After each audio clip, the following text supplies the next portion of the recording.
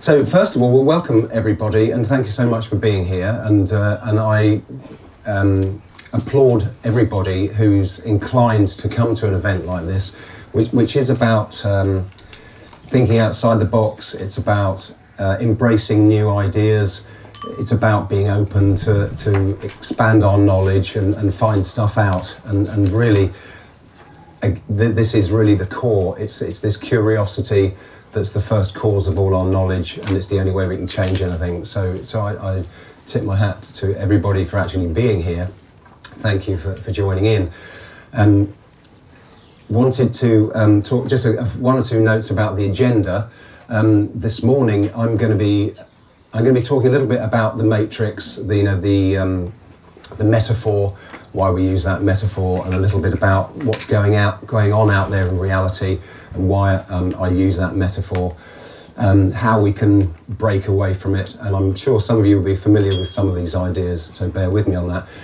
Then I'm going to move on to the importance of thinking, which I think is the way out. Effectively, it's the solution to so many things, as I will illustrate. And then we're going to hear from Pete Stone, who's just arrived. I can see he's going to be talking to us about the money and finance and the system. And then after lunch, we shall also have a bit of a Q&A on Pete's session. Then I'm going to be talking a little bit more about the science of how to live, because how to live is really the practical upshot of all of this. How do we actually live our lives? What choices do we make? And how do we know what's right and what's wrong? Because we all know that there's a plethora of information out there. There's so much data, and there's so many people saying this, and somebody says the opposite, and somebody else says something different. And it can be very difficult to navigate our way around and actually confidently know what to do. So that's something that we're going to address this afternoon, as well as the roots of freedom. So we're going to look at why is freedom so important, and what are the real foundations of it that we all need to be conversant with if we're to be able to argue for our need for freedom. Because if you can't argue your need for freedom, you're going to be led off, or we're going to lose our freedom. Unless we can intellectually explain, I need to be free, we need to be free because blah, blah, blah. So I think that's a very important thing for us all to be familiar with. And then after that, Darren Diogi is going to be talking around gender issues. So, and I believe he's going to sort of canvass for he's just arrived here, look, there we are. He's going to be canvassing for sort of areas of interest in order to tailor his discussion around gender to our interests today.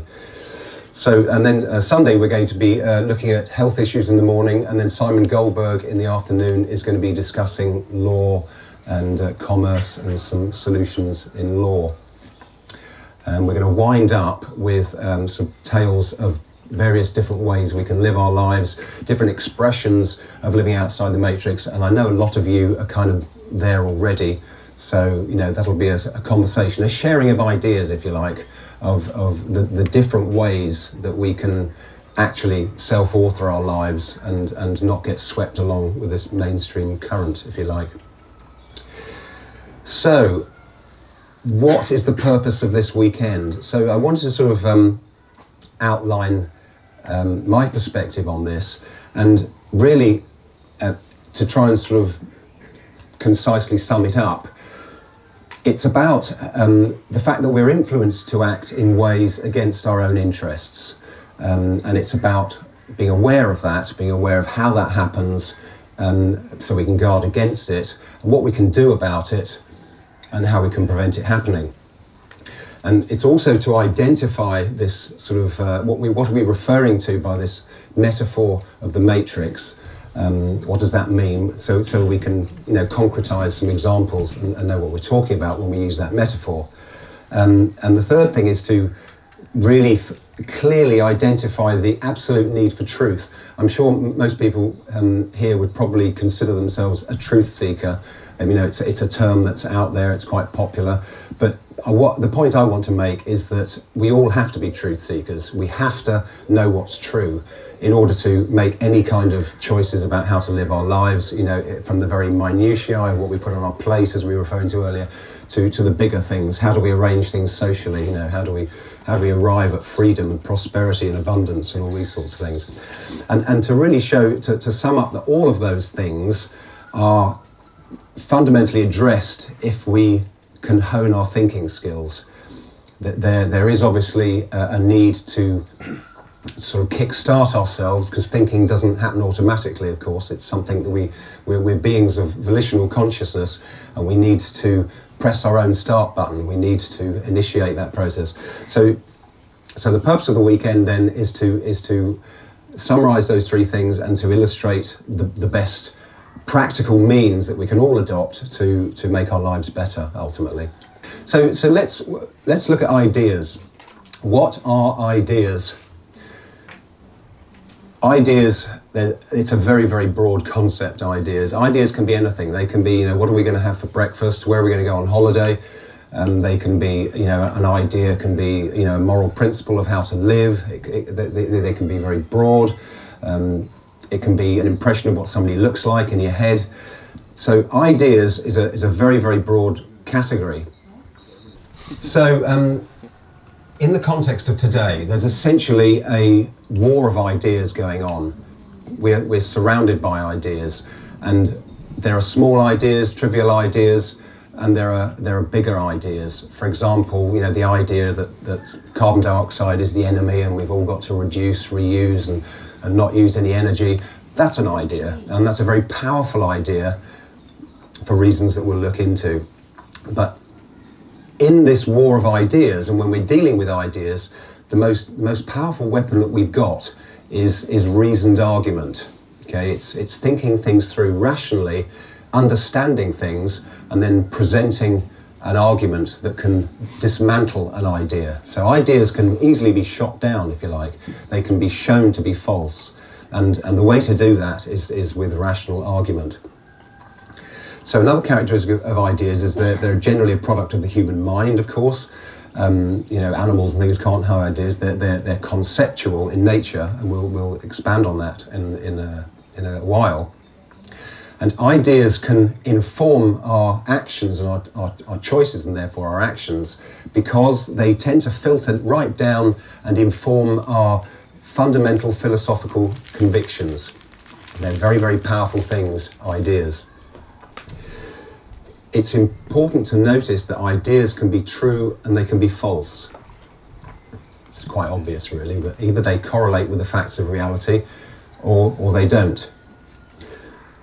And it's equally obvious, I'm sure you'll agree, that if we act on the basis of a false idea, if you want to know the way to Stevenage, and I give you the idea that it's in that direction, you're going to spend a lot of your day getting nowhere. But if the idea is that Stevenage is over there, which of course it is, 4.5 miles up the road, if you act in accordance with that idea, success, and you arrive at your destination. So when we follow false ideas, if we act on false ideas, it leads to suffering, essentially. The idea that you must avoid fats and things because they make you fat is a classic false idea that's dominated for about 60 or 70 years. So it's important. There's a lot in that issue as well. It shouldn't be taken as simplistically as that, but just to illustrate that ideas can be wrong, and we need to know which are the wrong ideas and which are the right ideas. So just briefly touching on the issue of mind control, it's quite popular to believe that there are powers that be that are sort of directly influencing people and manipulating them, and I don't disagree that is possible, but what I do want to sort of head off is that if you're in the driving seat of your mind, if you're fully switched on and alert and in a state of mind of I want to know and understand, there's very, very little chance of somebody controlling your mind. It's a bit like somebody trying to steal your car while you're literally sitting in the driver's seat. It's going to be an effort, isn't it? They're going to have to put a gun to your head or something. But on the other hand, if you leave your car by the roadside with the engine running and nobody's sitting in it with the keys in it, you know. So the point is that mind control can be easily prevented, if you like, and it really, if as long as you are there, present, controlling your own mind, then it simply can't be controlled by somebody else. There isn't room, if you like, for somebody else to control your thoughts.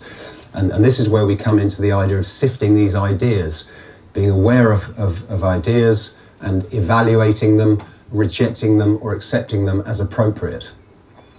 So it very much behoves us to become very conscious of ideas. So we've looked at the way ideas affect our choices and therefore our actions. How do they do that? Is that they inform our values. So what are values?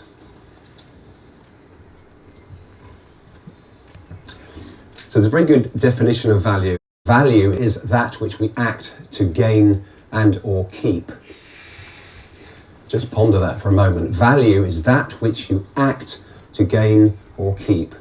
So it could be a meal. I'm hungry, I need to eat. You need to do something to get that food. You know, you need to buy it or create it, make it, whatever. You need to physically bring it to your mouth. You need to act in order to, value is the product of an action. You need action involved. Why are values important? Because we need them to live. And values, I should say quickly here, can be anything. They can be food, fresh air, water. They can also be peace and quiet. On a societal level, it can be peace. There are all sorts of values that we need. We need friendship, companionship, loads and loads of different things can be values. Do people get that? Do we kind of get a flavour of what values are? The important things we need to live. And the interesting thing, because values are the object of an action, if you want to find out, well, what is it I value? Because it's easy to claim values. I think tidiness is really important. Children, tidy your room. It's very important to pay it's very easy to pay lip service to values. But in order to find out what you really value, what you really do value, look back behind you at your actions. Look, well, what did I do last week, last month, last year? What have I done for the last 10 years? That will tell you what you value, because you act to realise and produce your values. So it's just an interesting little side point there. It can be very useful to write down our values and find out what is it, what's important to me, where's my life going. So that's just a little helpful tip to differentiate between the values that we claim are ours and the ones that are actually ours. Just simply look to your track record. As long as everybody understands basically that values are stuff that we need. They can be situational, environmental, they can be physical things. I value this computer, I value the clock, I value the marquee, I value my family. These are all values. So the matrix is a set of ideas. It's a whole collection of assumptions, beliefs, conclusions, ideas of small things, of how to live. It's a huge soup of ideas. Essentially, that's what the matrix is, and that's what I'm referring to with this metaphorical use of the word the matrix. And it's a huge soup of things. Obviously, there's some truth out there. There's a lot of ideas in the matrix that are false. Fluoridated water, amalgam fillings, I'm sure you're all familiar with a lot of the ideas, and indeed some fundamental ideas of how to live, which we shall go into later in the day. So there are a lot of ideas that are true and the false, and we need to be able to sift through and find out truth. It's really, really important. We need to be able to wade through that whole barrage of, there's propaganda, there's fake news, there's marketing and advertising, there's all sorts of messages coming at us. So I use this matrix metaphor. It's taken from the film, 1999 film, Who has not seen The Matrix? You haven't? Okay. For your benefit then, Bridget. I've owned up to that. The film sort of... it's a great flick. You'll enjoy it. But it essentially portrays this sort of dystopian future in which human beings have their electrical and heat energy harvested by machines, and their consciousness exists in this sort of dream world, computer-generated reality. So humans are essentially batteries. They're exploited. They're exploited. They're like human batteries. So there's a big analogy here when you look at the modern world, and you look at how many people are relatively unconscious of their actions. They're unconscious of implications of ideas, because ideas have implications. This is a very important thing to note. They're unconscious of a lot of things that are going on, what's truth, what's not. And this is obviously analogous with the film. There are a few fundamental differences. I must say up front, I don't think that we live in a computer-generated reality at all. I think reality is an objective absolute, as I'll go on to explain why. So I don't adhere to the film 100%, as some people might. There are some people out there on the internet talking about getting outside the matrix, and they have a lot of ideas that I don't necessarily concur with. So the matrix, as I see it, is this huge set of assumptions that we all absorb by default in the absence of actually arriving at ideas or evaluating ideas individually ourselves. And this is totally understandable, and it's totally normal. In fact, it's come from our evolutionary past, because if you were living in a tribe, way back, the amount of information you'd have access to compared to today would be, virtually none. You'd be a part of the group, and you'd know what the group knew, and that would be it. No internet, no library, nothing to, that's where we've actually come from. So there's an evolutionary predisposition, I think, if you're with me on that. We tend to, if we do nothing, we default to looking around us and copying others, because that's worked in the past. And the key thing about today is the context has completely changed, and it's very, very unsafe to look around you and just follow other people. It's just not a working survival strategy these days. These days we have to question all ideas. So that's really explains, just to catch people up on my view of the Matrix. So being in the Matrix is kind of being reluctant to take personal responsibility for knowing truth, for actually sifting through all these ideas. It's deferring responsibility to authorities, people in white coats or smart suits, or looking to the group around us, the appeal to majority or the appeal to authority. Neither of these arguments actually mean that you're dealing with any truth. So it's also, this lack of inclination to understand things independently, to be happy with what they say. We've all heard the phrase, well, they say this and they say that and they say the other. And that is classic sort of groupthink. And really, again, the context of today really behoves us to reject that as a means of operating our lives, and some people might find that regrettable because it takes more effort. Of course, you can't just look around and follow everybody else. You can, but that's not going to be a successful way of doing things. So I'd like to make a quick point that through this weekend I will sort of express, if you like, a few concrete examples of things I think are true, which you might choose to disagree with. Okay, I'm not trying to convert anyone. What I'm doing here is just sharing some ideas. I'm sharing a perspective as a collection of ideas.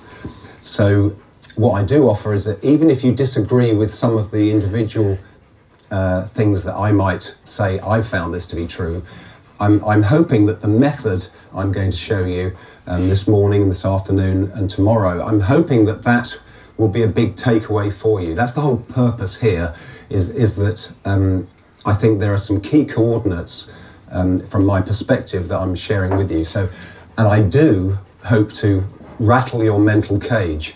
So if you hear me say things and you think, my goodness, that can't be right, then I'm on course.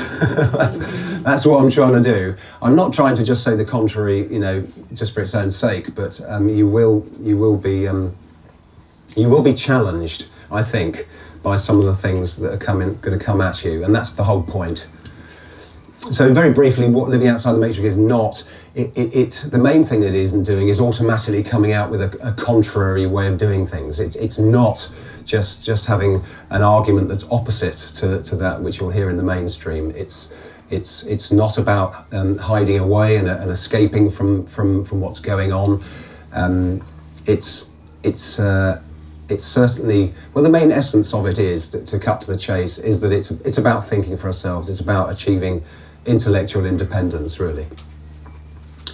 And one of the things that it's quite important for us to be aware of as we try and sift through all of this data to find out what's true, what ideas are true, can I use those as a basis for action, and which ideas are false, is that we need to distinguish carefully between what's known and what's not known.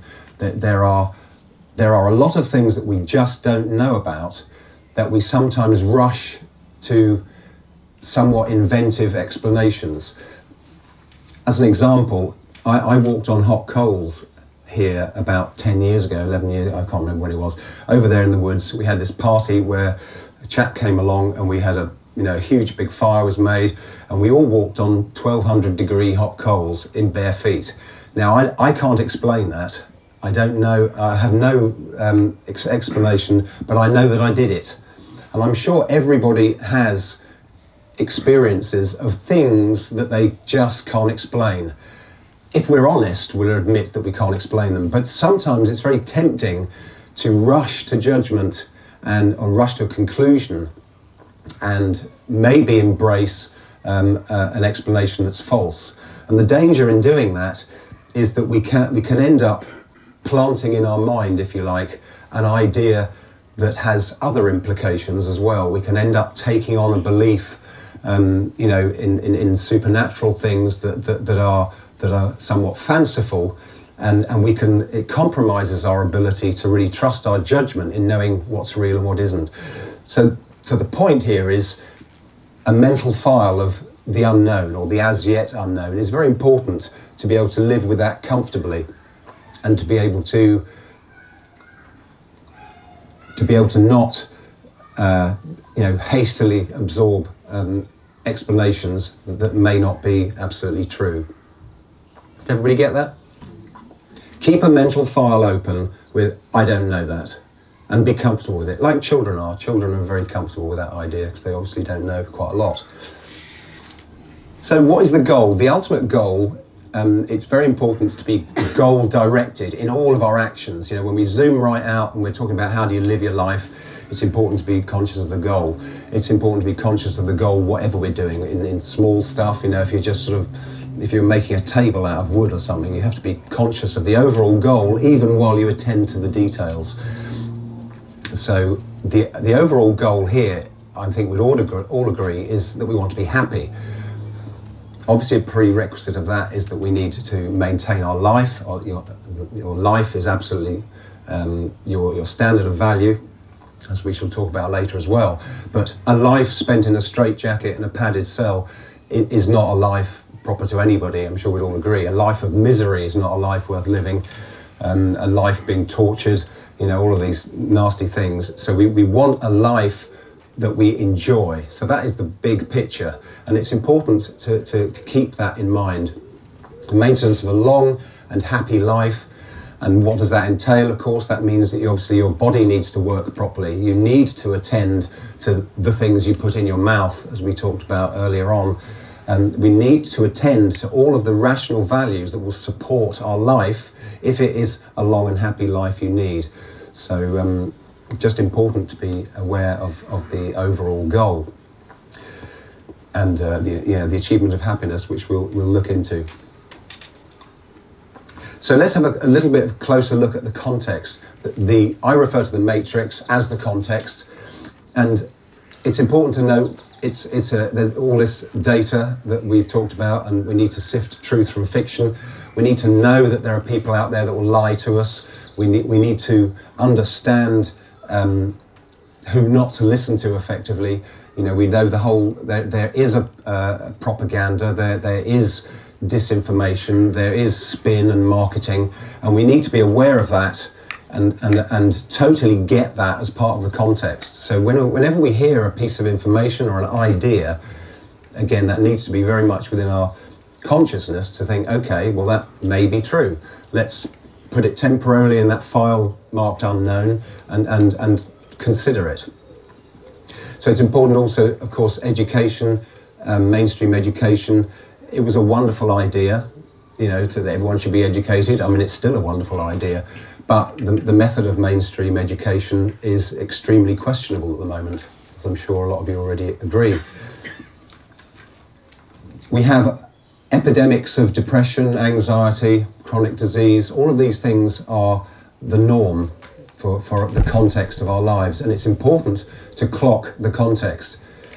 If you're here on Earth to live a life, a long, successful and happy life, you really must look around you and think, gosh, where am I? What's going on? What is going on? And how does it relate to me? And this is another way of saying, clock all of these things about your context, the propaganda, the misinformation, and all the things that are happening around us. One of which is, of course, we're still in an age where we're effectively ruled by force. And this will tie into the sort of free man conversation, which we'll pick up on as we go through the weekend as well. We're not actually free. We're told we're free. We're sort of like free-range animals, if you like. We have a certain amount of freedom, but not many people really get to the edge of the cage and discover the limits of their freedom. So it's easy for them to, you know, when you're just walking around, going through your daily life, or you're just running on the treadmill, it's easy to think, oh yes, we're free, you know, I can go down the pub when I like, I can do this, whatever. But when we zoom out and clock that bigger picture, we're not actually free, and our whole, it's most easily illustrated in the form of government that we all readily subscribe to. Everybody thinks that democracy is a good idea, but it is essentially coming up with some ideas about how to live, calling them laws and legislation and so forth, and then enforcing them. So it's about getting a so-called good idea, but enforcing it, forcing it, and you can't really enforce virtue, but we're in an age of force, which is just part of the context. And as we've already noted, it's a very dangerous time to not be thinking.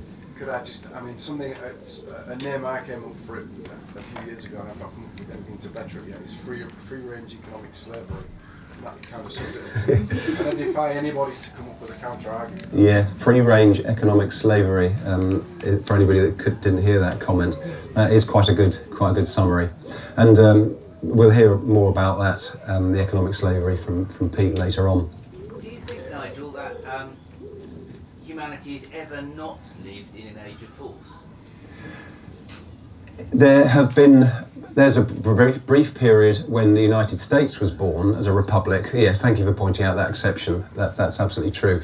It was the first time in history when human beings had created a government that was subservient to the people, the birth of the United States, which is why the United States and its continued existence is so important, because it was the first free country. It was the first budding bit of freedom that humanity have ever known. Being free from the tribe and not being outcast, being free, you know, the monarch, all of these forms of control that we've lived under. So yes, that's a good point there, Edley. It depends how far back in time you go, because there's a lot more than we're taught about in school. Well, yeah, I mean, agreed. We can't be absolutely sure of history, but to the extent that we can, looking back on immediate history, I mean, yeah, I get your point. I mean, history, his story. We can't be 100% sure of anything we hear because it's effectively hearsay, with certain caveats. Just a little point to put it. Yeah. Show us the social contract. That's my big thing. Where is the social contract? Show me. Yes. And that's the Freeman movement per se. You know, is it a library card? Is it a trying to Yeah. push them.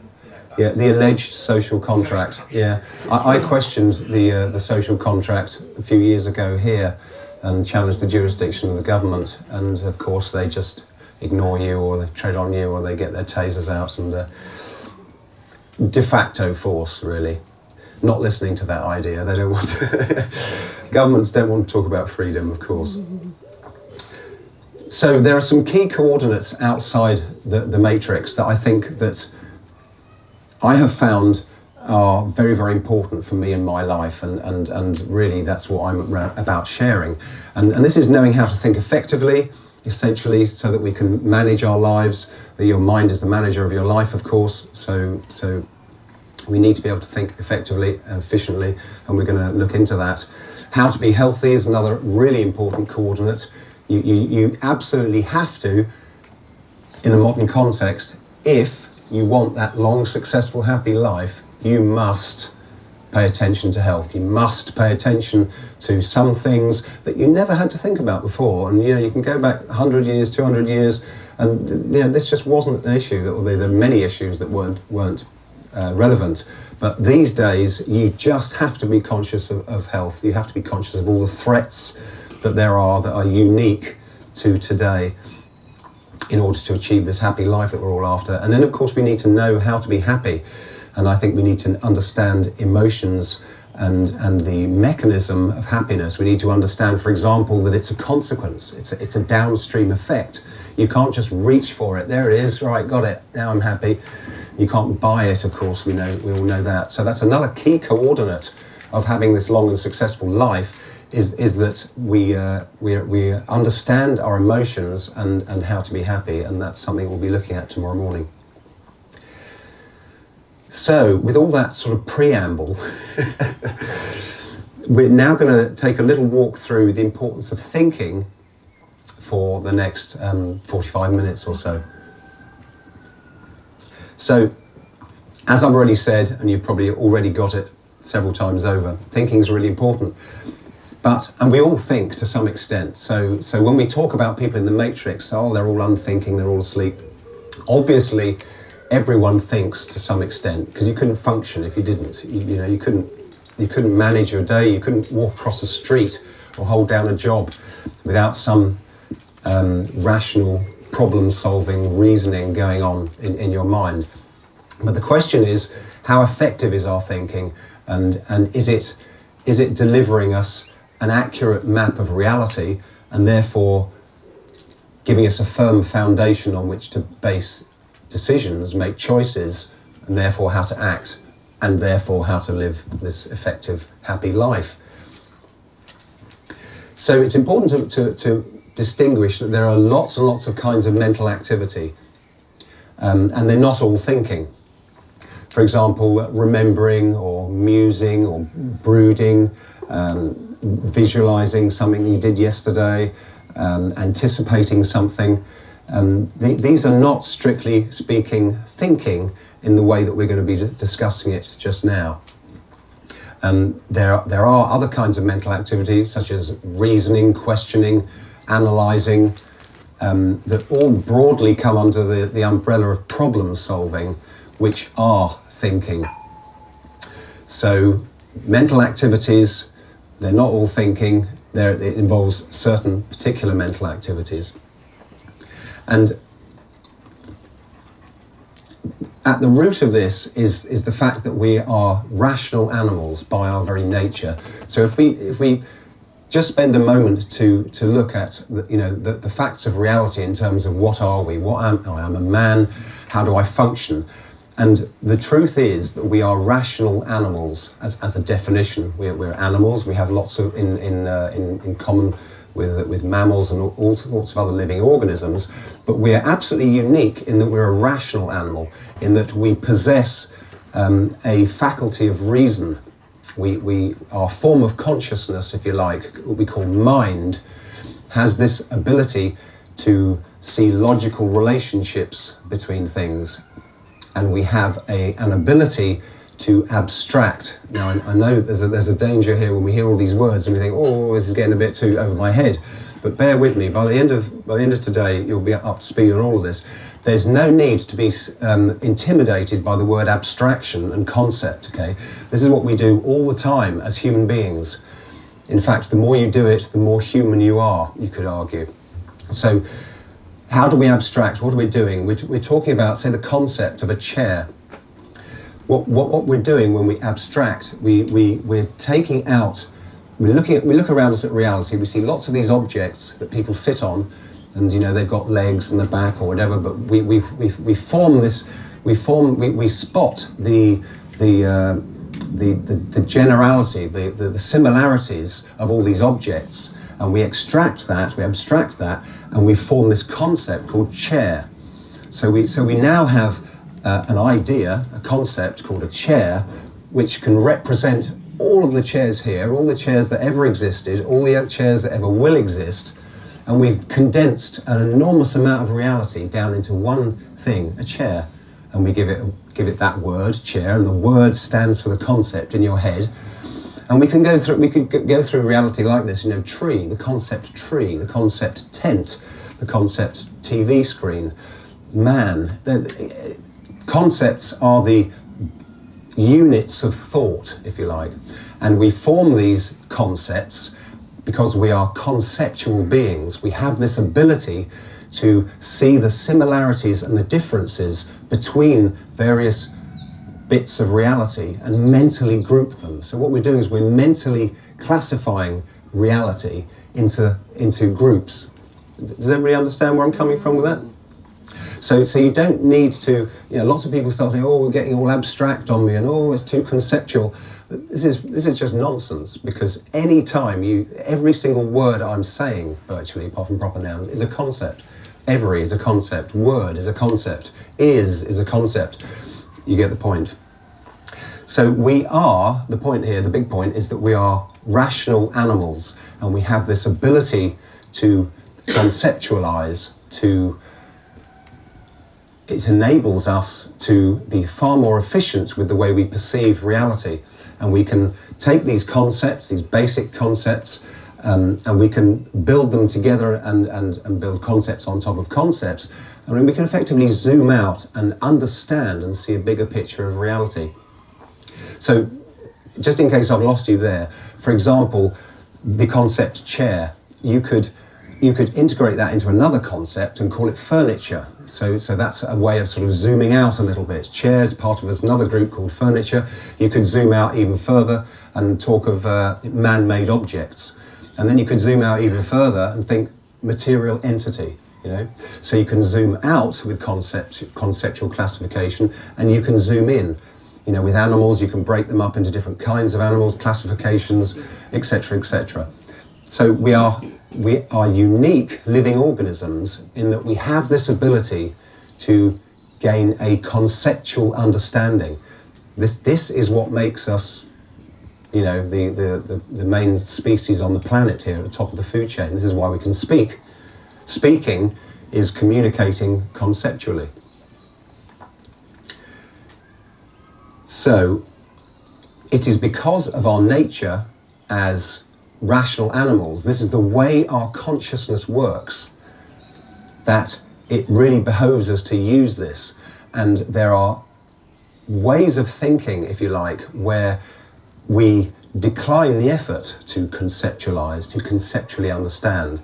And it can be akin to discovering a new concrete example of a particular situation. For example, maybe always walking into relationships that don't work. So again and again and again, your life becomes a string of failed relationships. Well, there's a pattern there that is not being seen. So that's probably a little bit abstract. But for example, if somebody wanted to understand why you shouldn't nationalise a certain industry or something, and you might explain, blah blah blah. This is why we need to do that, and they might go away. Oh, okay, I've got that. I understand that. And then if they came back to you the next day and said, well, why shouldn't we nationalise this industry? You'd say, well, hang on.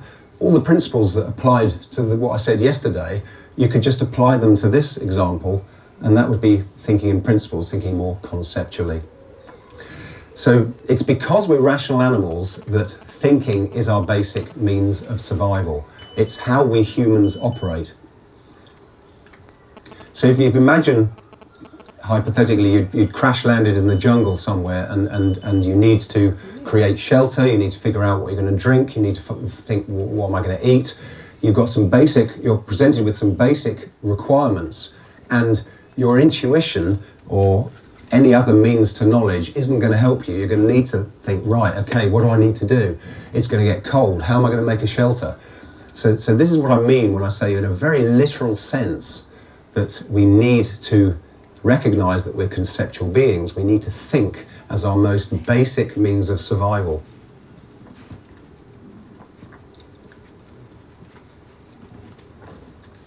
So the other thing I want to sort of extend into with that point is that it's quite fashionable to talk of becoming more conscious.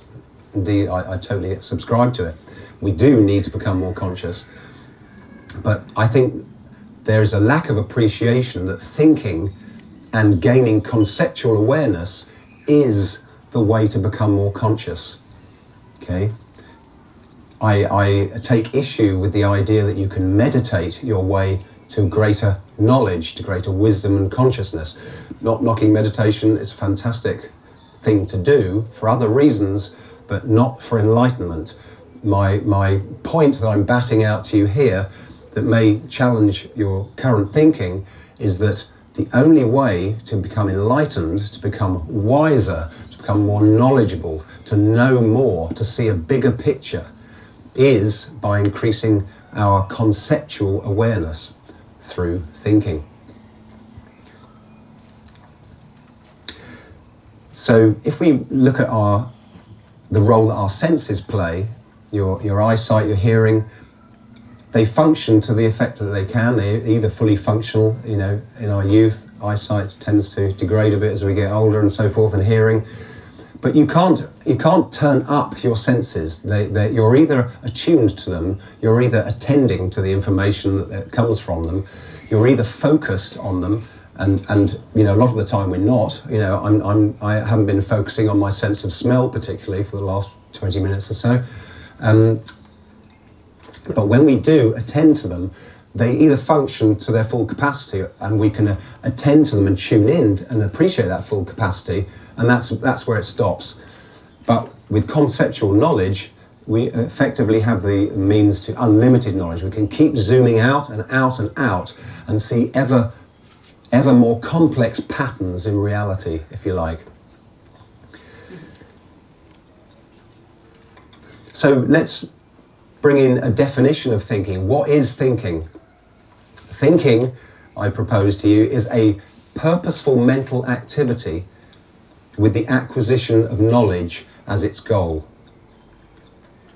So just pause on that for a moment. It's purposeful mental activity with the goal of acquiring knowledge.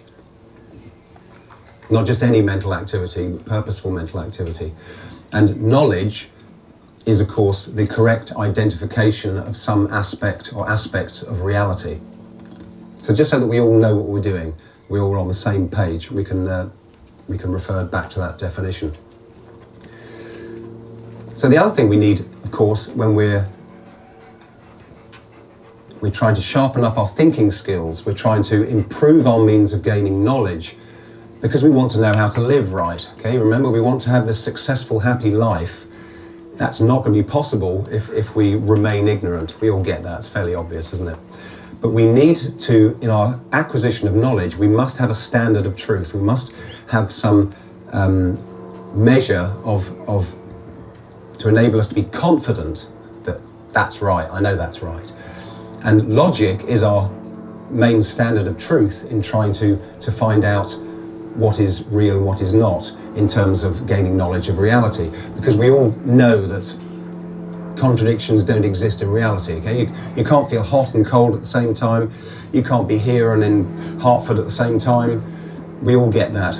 It's fairly self-evident. Contradictions do not exist in reality. The carpet can't be green and not green at the same time, yeah? I think we get that. So it's important to be aware that logic and the self-evident fact that contradictions don't exist out here in this real space around us. There are no contradictions. So if we find one in our thinking, if there are any contradictions in our head, if we have contradictory ideas lodged in our minds, you know, perhaps with a nice firewall between them so that we're relatively unconscious of them, but if we hold separate contradictory ideas, one of them must be wrong, okay? If somebody says, you know, you boil an egg this way and you put the egg in the hot water over the heat and that's how you boil an egg, and somebody says, no, you don't, you crack the egg in the pan, you throw it over that tree and then bury it and hold the ground or something ridiculous. You know, you know that these things can't be, the two opposite things can't be true, essentially. So we use that as our standard in our thinking. Whenever we see a contradiction in our thinking, such as, well, fat makes you fat, oh no it doesn't, I need saturated fats for my body, well, they can't both be right. It can't, the idea that fluoridated water is okay and acceptable to drink, and other people that say, no, that's absolutely toxic, those two ideas cannot be true. So whenever we see contradictory ideas, we have to mentally flag up, okay, that's what, something's wrong there, I need to investigate. And remember, there'll be all of those people that'll agree with that particular idea, or there might be an expert up here that says that fluoridated water's fine, but there might be a doctor with an impressive white coat and a stethoscope telling us that fats are bad for us and that vaccinations are good. We can't succumb to that appeal to authority, the appeal to a majority. We see a contradiction, so that's our trigger for, I'm a thinking person, I want to know truth, I'm going to investigate that one. So logic is the art of non-contradictory identification of that which exists. We identify things and we bear in mind the fact that things contradictions can't exist. So another point I just want to make there is that knowledge is hierarchical. We're talking about thinking to gain knowledge, in order to live this wonderful life and be happy and healthy. And it's important to understand that all knowledge is hierarchical. All the knowledge you have in your mind right now, knowledge of any specific thing, I should say, rests upon previous knowledge of something more fundamental. A simple example is if you were to go for a cookery course, say, for example. So you want to learn how to cook, you walk in the door of your cookery course, you already possess an enormous foundation of knowledge, even though you might not know how to cook. You know about the concept of food, you know about heating it and cooking it, you probably know about washing up and cookers and pots and pans. You have a whole load of knowledge that you're going to take for granted, but it nevertheless is there. That's your foundation, that's what you walk in to that cookery course with. Right, I'm now ready to learn how to cook some nice food because I'm standing on all of this knowledge I've already got. And all knowledge is like that. All knowledge is effectively contextual. It sits in a context. So this is an important thing to bear in mind. So how do we think? Well, we've already talked about this means of abstraction and conceptualizing that we do all the time. And the fact that it's a means of classifying all of the stuff around us. And we talked about how our means to unlimited knowledge and greater awareness is to practice this uniquely human function of conceptualizing, abstracting, of thinking. Thinking is the process, logic is the method, and we're exercising our faculty of reason. One thing it's just an interesting little note here is that the idea of argument, we think in terms of arguments, but I must hasten to add that an argument is not just a quarrel between two people. That's the main colloquial understanding of an argument. An argument is a constructed point, you know, a couple of propositions. You know, Socrates is a man, all men are mortal. You probably all heard this one, therefore Socrates is mortal. So an argument is a structure of propositions that lead you to a conclusion or to some other new knowledge. That's just something that's worth bearing in mind. And again, just to hammer home the point that it's our conceptual faculty that is our uniquely human mode of consciousness. Excuse me. So if you want to become more human, more distinctly human, thinking is really the thing to be doing. So let's move on to, in order for our thinking to be efficient, in order for it to really work, in order for us to be confident that we can find truth, we need 4 basic philosophical assumptions that really underpin thinking. Some of these might challenge some of you, and yet some of them, you know, at the same time, they're fairly self-evident. So the first one is that reality is an objective absolute. That means reality is independent from consciousness. That means that existence exists, consciousness observes it, but doesn't create it. That's a very fashionable thought out there at the moment, and it's one that I used to subscribe to, that consciousness actually creates matter. And it's quite a big topic to develop. We could talk about that all day. But it comes down to the very first fundamental philosophical question that we have to ask ourselves, and that is, do we live in an objective reality, or do we live in a reality that we can shape by our consciousness? And there's a little bit of muddying of the waters in there, because we need to be aware of the things that we can control and change about ourselves, our thinking, our premises, our values, our mindset. There's lots about the way we perceive our lives that we have control over. But the actual stage that we're all walking on is an objective absolute. That's the point.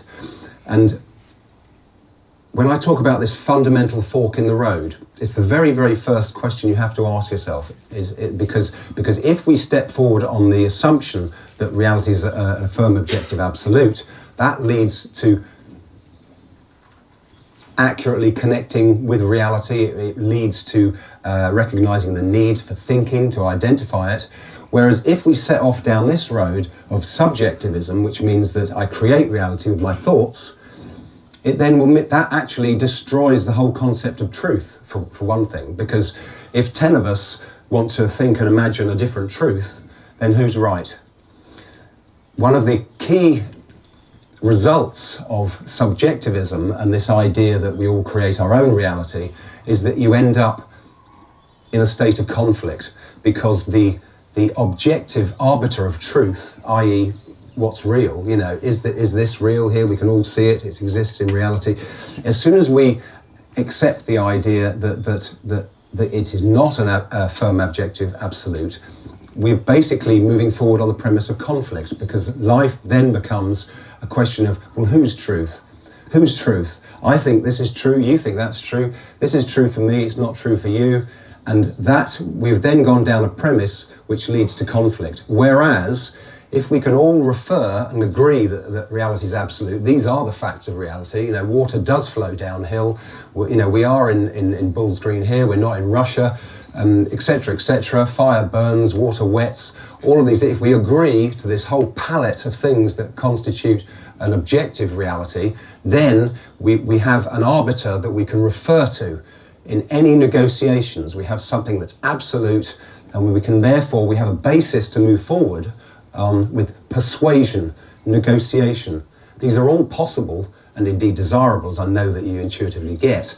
These are all possible only on the firm foundation of recognition of objective reality. As soon as we're over here talking about, well, I think the carpet's pink for me, sorry, I mean, obviously that's a bit of a crazy example, but with more abstract ideas, people can say, no, this is true for me. You know, I know that if I really think and believe this, I'll make it happen. Very, very shaky ground to go out on that. Obviously, thinking and believing in yourself is very important, but it's a fine line to distinguish, again, what we can control, actions you need to take, the mindset, your whole perception. You can control all these things, but ultimately, in order to affect reality, in order to achieve health, for example, you can't go on eating donuts and pizza and say, do you know what, I'm just going to think myself healthy. Good luck with that one. Is there time for you to devote a couple of minutes to explain what was responsible for you changing your mind between this relativism and objectivism? Yes, I think will. that really might be helpful.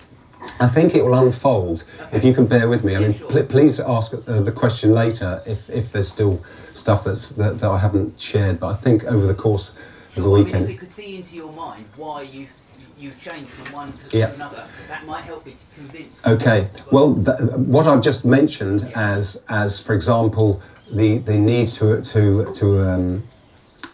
the whole concept of an objective reality Yeah. is essential. If we want to gain knowledge, we want to understand. Let's take how to be healthy as an example, because it's quite an easy one. There are facts of reality that dictate the needs of a human being. Okay, and I'm not saying there's one fixed diet for everybody, but there are facts of reality that dictate our needs, and there are facts of our human nature which dictate our need. So if we are to uncover and have knowledge of these facts of reality, we need to be standing on the firm ground of recognizing that there is an objective reality. Are you with me? This is just being consistent, because otherwise there's no incentive to think.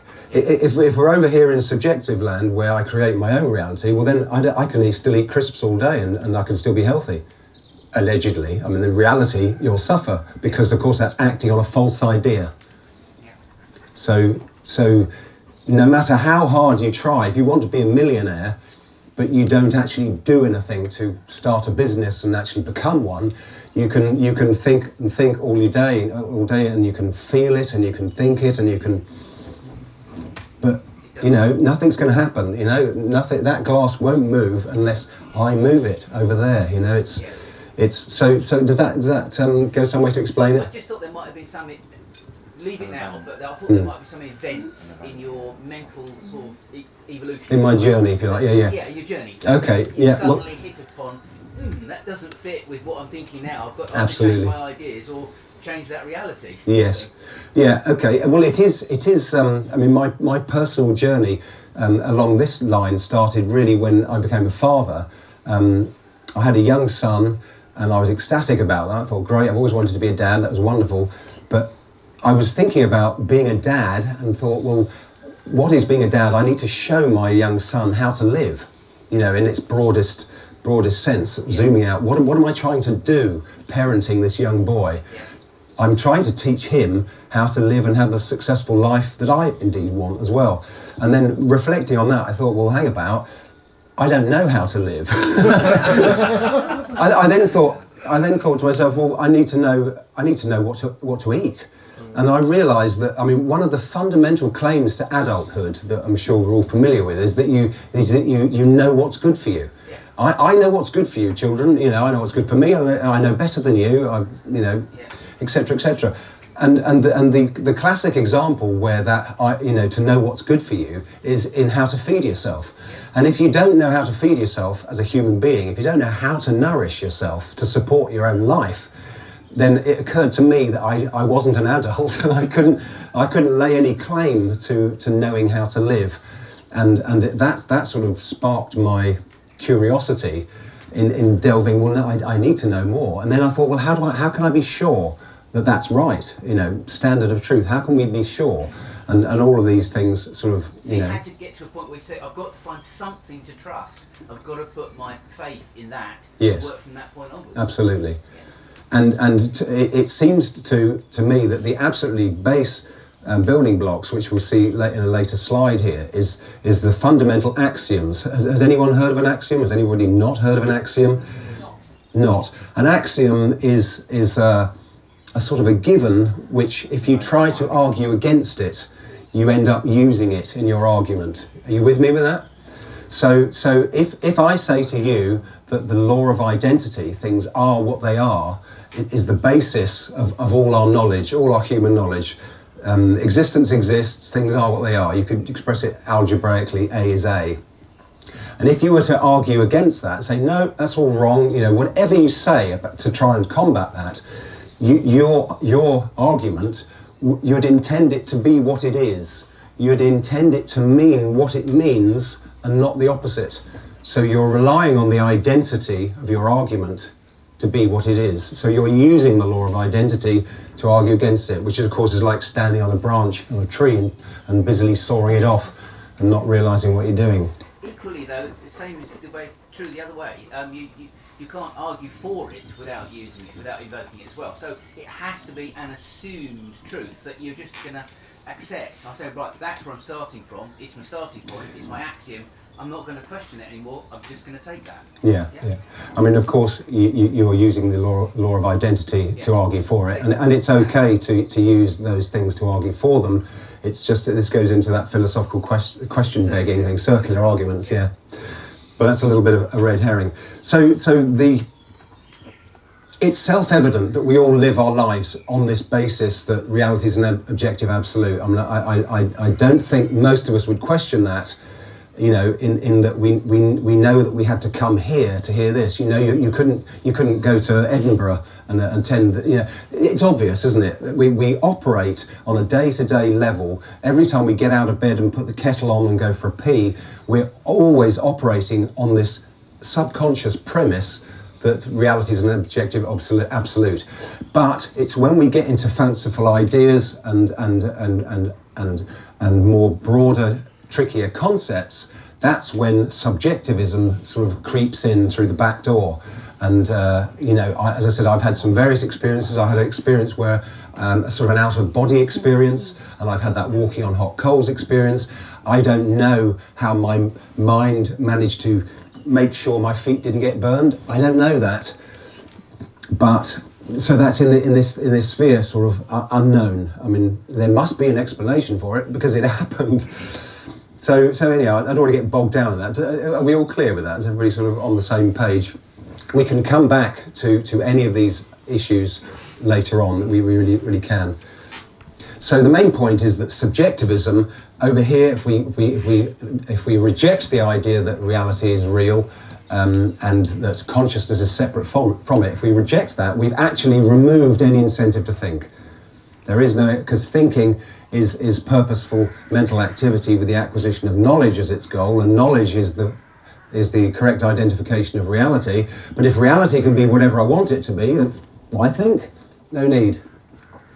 Subjectivism also implies that we're infallible as well, by the way. I mean, if anyone subscribes to subjectivism, if whatever I believe is correct because I believe it, well, therefore I'm faultless. I can't be wrong. And of course, we all know that we are fallible. We can all make mistakes. So the second conviction is that reason is our only guide to knowledge. And again, this just rests on the fact that contradictions don't exist. We can see that, and we can use our capacity to identify logical relationships. We can observe the law of causality. You know, if you want hot water, you've got to heat it up. You've got to do something to create various effects. So this is the second main point, that reason is our only guide to knowledge. And if we entertain the idea that there are shortcuts to knowledge, if one, for example, entertains the idea that you could channel something, or that there are other sort of mystical ideas that you can absorb, then again this undermines it implicitly undermines our need to think. Excuse me.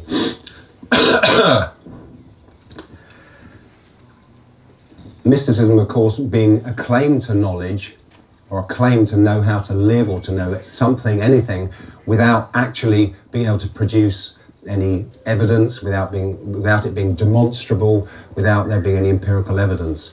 So that's and mysticism, and I may well be challenging your belief system in saying this, but I believe that mysticism is a fundamental underminer of the concept of truth, because it's effectively believing things just because somebody said so. It's believing things without any evidence. And you'd all think I was nuts if I told you that I believed in fairies and Father Christmas and the Easter Bunny. And there is the reason is that there's no evidence for the existence of those ideas. So it's important that if we consider mysticism a legitimate means of gaining knowledge, what we've done, and the point of this slide, is to show that we've undermined our perceived need to think. in order to identify reality. So if I want to know how to be healthy, again to use that example because it's a good one, I don't need to identify the facts of reality. I can just, I can get knowledge from somewhere else. If somebody else tells me that, the guy called John McDougall tells you that the starch solution, that all you need to do is eat starch, which is actually 100% contrary to the facts of reality, as I understand them. So, yep. But there is also the system that knowledge is passed. So,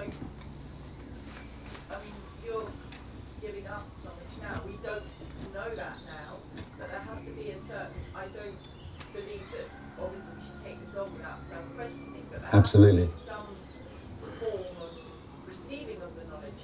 Yeah, absolutely. I mean, again, our uniquely human capacity is that we can pass on knowledge. So the knowledge that you have in your head and that I have in my head is hugely attributable to scores of people, hundreds, thousands of people who've come before me who have identified some aspect of reality correctly and made a note of it, written a book about it, passed it on. And this is the brilliant thing about us humans, is with our ability to conceptualize, is we can pass on knowledge, we can accumulate knowledge. And by the same token, we all appreciate that if a civilization is lost, knowledge can be lost and you need to start again. So this handing on of knowledge, absolutely, it's a key component of our knowledge. Thinking and thoughts and ideas and feelings and emotions, etc., we need to be able to distinguish. And of course, it's very popular, this is getting into tomorrow's topic, but it's very, very popular in the Matrix to emote. The whole concept of political correctness is kowtowing to people's feelings. Don't upset a disabled person by calling them disabled. You have to say that they're physically challenged, or I don't know, I'm not even going to go there with political correctness. But political correctness is kowtowing to emotions. It's basically saying that emotions are so important, just can't, whatever we do, we mustn't offend people, which of course is nonsense. Whatever we do, we need to know the facts of reality. That's what's really Interesting, important. isn't it, that there's one of the greatest phenomena of our time is the emoji. It's like training us to emotionally respond. Indeed, yes. But don't you think that now, because of the population that we are, that is the way that they can actually control the masses? Remember, only an unthinking person can be controlled. Only somebody who's not in the driver's seat of their mind can be influenced to do anything. That's why the big hypnotists and Darren Brown and so forth, they spend ages trying to find somebody in the audience that's really manipulable. And it's going to be the unthinking Babbitt. Sorry to say it like that, but it's true. The person that can be hypnotised and influenced, he did a show once where he hypnotised somebody to go and shoot, what's his name? Yeah, Steve Fry. It was proven at MK Ultra, wasn't it? Yeah. So we know it's already well known that you can manipulate and affect someone's behaviour, but they have to simply be not in the driving seat of their mind. You just in an extreme sense. So anyway, we're digressing slightly, and I'm aware of time, because Pete's going to follow along next. At the moment, we're way late. Oh, well, sorry. No worries. I mean, so arguments, and we assess arguments and ideas through the strength of the logical interrelation of ideas, and this is part of the process of thinking. But one important thing we have to be aware of is the concept of logical fallacies, and the two that I've mentioned this morning already: the appeal to authority, believing something is true because everybody says it is. Okay, because everybody says something's true is a very good reason to take the idea seriously and look at it, but it does not logically make it true, and we can all see that. And just because I put on a white coat and wear a stethoscope and say, you need your vaccination, doesn't mean that's true. But for a lot of people, of course, that works, and he's the doctor and he knows best, and who am I to judge? Who am I to know? How can I possibly know? All of this sort of stuff. When we think, we can push through all of that. So very briefly, just a couple more slides here. The examples of faulty thinking things that we need to be aware of. And we've already touched on lack of purpose as one. when you want to decide an answer to something, be very clear about the purpose, whether or not it's where to pitch your tent, whether or not it's how to live your life, whether or not it's how to be healthy, whatever it is that you need to know. So you keep purposeful. Concrete bound is failing to think in principles. It's rife. I know lots of people socially that will talk about isolated examples of something again and again, and here's another one, and they don't seem to have a capacity to spot the fact that they talked about the very same thing last week in principle. The principle that explained what they said last week is the same principle that would explain what they're saying today. Are you with me on that? Do we know what we're saying? A principle. So supposing you said to me, why should I always speak the truth? Honesty. Why is truth important? Why is it bad to fake reality? And if I explained that to you, you said, why should I be truthful to my friend John in this isolated example? And I explain everything about why you need to not fake reality, basically, why it's self-defeating, and there's a logical argument that you can follow. So if you come back to me next week and say, why should I be true? Why should I really tell my partner what I'm feeling? Why should I, or another example of why you should be truthful, then I would clearly note that you, in that hypothetical example, hadn't spotted the principle that explained the answer last time. Does that make more sense to people? So thinking in principles, and this is all about zooming out. The more we can zoom out and spot the bigger patterns in reality, principles are bigger patterns in reality. That's what they are. It all sounds rather complicated. The principle of integrity, of productiveness, of being truthful. These are fairly broad abstractions, and we think, oh goodness, I don't know what that means. But all that is really, all these principles is just a zoomed out bigger picture. And I used to be a pilot, so I like to think of flying at altitude and looking down, and you come into land and you get very focused on a particular part of the earth, and then when you're up at altitude, you might be 30 or 40,000 feet, and you've got an enormous view. You can see from coast to coast, maps, roads, cities. And you can see how things interrelate, which is what principles are.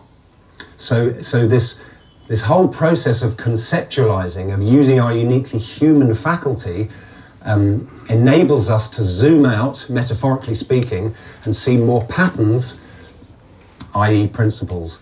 And it's failing to do that results in people meeting the same set of circumstances again and again and again. They bump into the same thing, and they haven't spotted it because they're not thinking in principles. So holding floating abstractions is another one we looked at. The importance of defining our terms, absolutely crucial. Don't start talking about anything until it's defined. Sometimes you can talk around it and then define it afterwards, of course, but generally speaking, if you're debating immunity, for example, and should we vaccinate our children, we need to know what it is, what is immunity, and so on and so forth. Holding frozen absolutes. This is another one that we're all guilty of all of these, by the way, to some degree. So don't beat yourself up if you do spot yourself doing it. Frozen absolutes. Some people, for example, in the environmental movement, have this frozen absolute that CO2 is the enemy. It's just not to be questioned. Global warming, whatever you want to call it, climate change, that they've cemented this idea into their head, and it's not to be questioned. It's there, don't question it. Everything else must swing from that. And of course the danger when you get a frozen absolute that doesn't correspond with the facts of reality, like the idea that CO2 is a problem, doesn't correspond with the facts of reality. It's a whole other topic of conversation, but only bad stuff can ensue from that. You cannot go anywhere good once you've started off from a frozen absolute. So that's just an example of one. People hold others. The dropping of context is another one that I'd like to mention briefly. We've all heard of cognitive dissonance in the Matrix, mind control, cognitive dissonance. See? Yes, absolutely. This is it. Cognitive dissonance is the failure to integrate your knowledge into one non-contradictory sum. So it's the idea of having this idea over there in your mind. So this is my mind, metaphorically speaking. So I've got an idea over here and an idea over there. They're actually opposites. and you don't ever join the dots. So you've got these, and it might mean that you've already got this idea, and I offer you another one. This one here, it's a new one, and it's contradictory to that one. So, and this is the cognitive dissonance is struggling, if you like, with the realization that you've got these contradictory ideas. Wrong. The fact that you could have been wrong, and you don't. Well, it means that one of them's wrong. Yes, and what you don't want to acknowledge is the fact that the one that you believed in is wrong.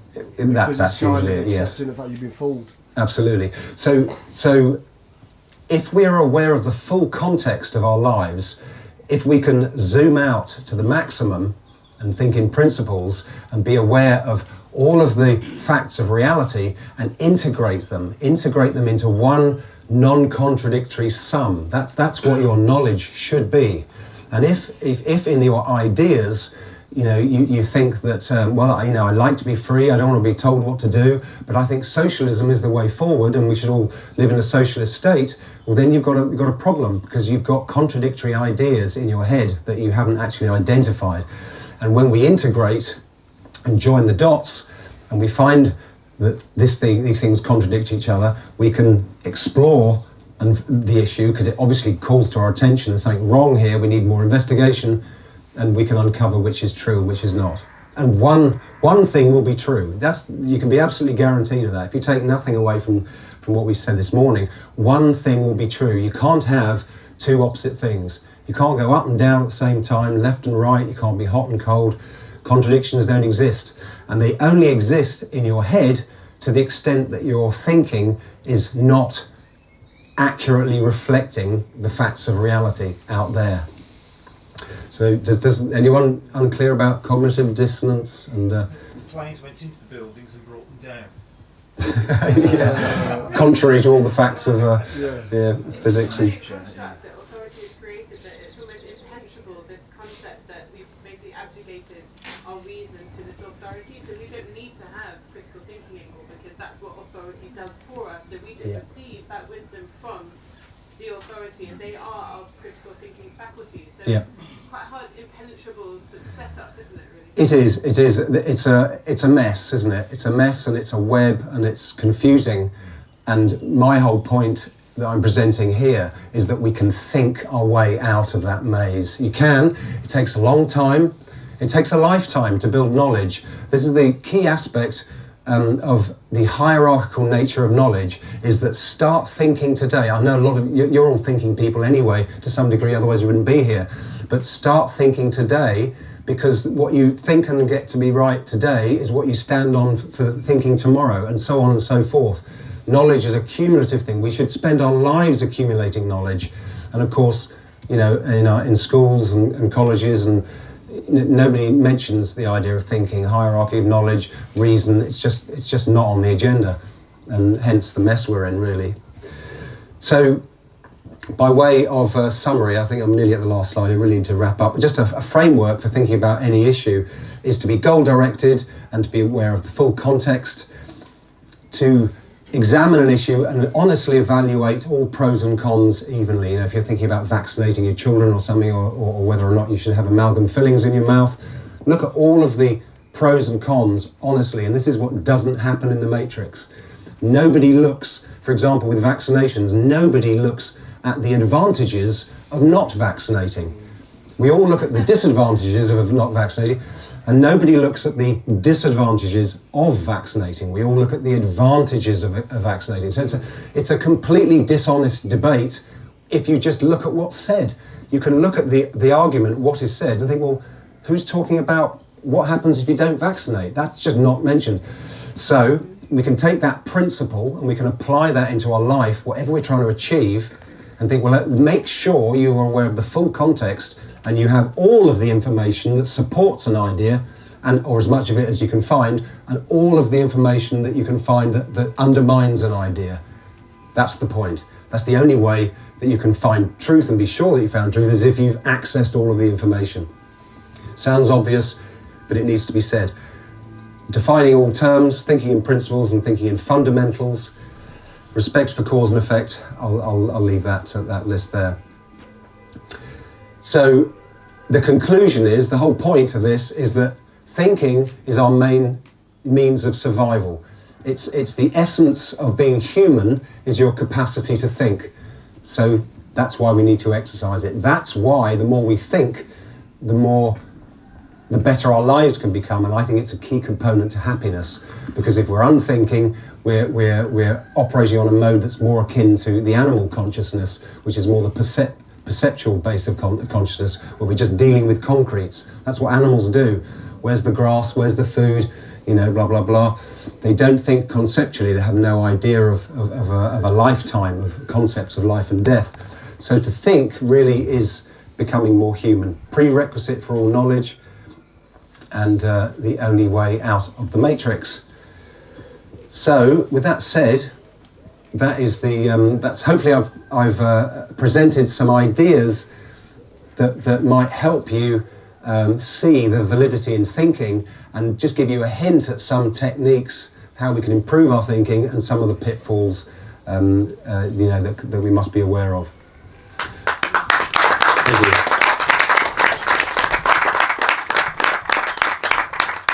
Thank you very much indeed.